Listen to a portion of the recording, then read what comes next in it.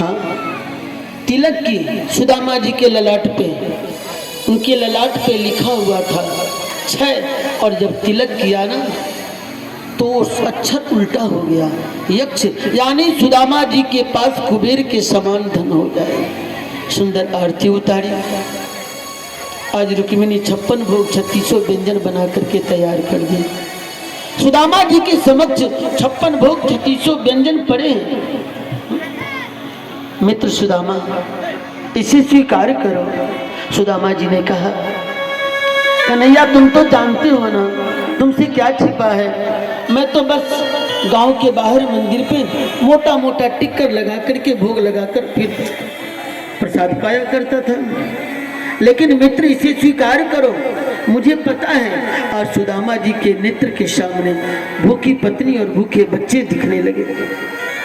मेरे गोविंद ने सावलिया सेठ बन करके उनकी पत्नी और बच्चों के लिए भोजन की व्यवस्था कर दी। हाँ, और आज सुदामा जी से कहा इसे प्रसाद ही समझ के ग्रहण करें, चिंता न करें, पत्नी और बच्चों की व्यवस्था भी हो गई है।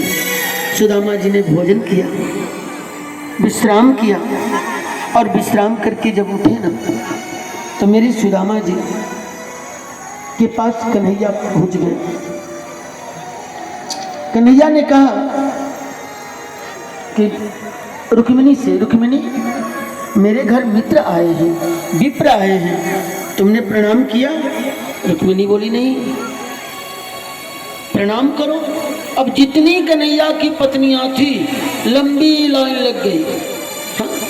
मैं रुक्मिणी आपके चरणों में प्रणाम करती हूँ। तो सुदामा जी ने हाथ उठा करके कहा सौभाग्यवती भव, फिर हाथ नीचे।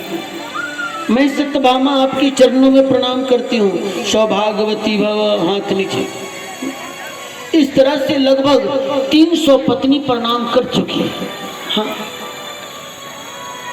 सुदामा जी ने कहा कन्हैया इधर आना। कन्हैया पास में चला गया। क्या बात है? सुदामा जी ने कहा ये बताओ, ये सब तुम्हारी पत्नियां हैं कि आस पड़ोस की आई हैं दर्शन करने? कभी कभी होता है ना, संत महात्मा या संत ब्राह्मण पहुंच जाते हैं तो आस पड़ोस की दर्शन करने आ जाती हैं, माताएं बहनें सब। तो तुम्हारी पत्नियां हैं या आस पड़ोस की आई हैं? कन्हैया ने कहा सब अपनी ही पत्नियां हैं। कितनी पत्नी है तुम्हारे? कहे 16,108। कन्हैया ने कहा कि 300 लगभग पत्नी प्रणाम कर चुकी। और जब जब मैं हाथ उठा के आशीर्वाद देता हूँ मेरे हाथ में दर्द होने लगा। हाँ, और तुम्हारी पत्नी है 16,108। एक काम करो कन्हैया, सबके बदले में तुम मुझे प्रणाम करो, मैं तुम्हें आशीर्वाद दूं और तुम्हारी पत्नियों को प्राप्त हो जाएगा।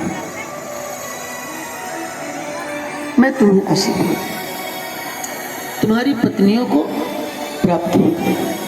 कन्हैया ने प्रणाम किया और सुदामा जी ने आशीर्वाद दिया। सुखदेव जी कहते हैं परीक्षित आज बचपन के मित्र हैं, गुरुकुल में एक साथ पढ़े थे।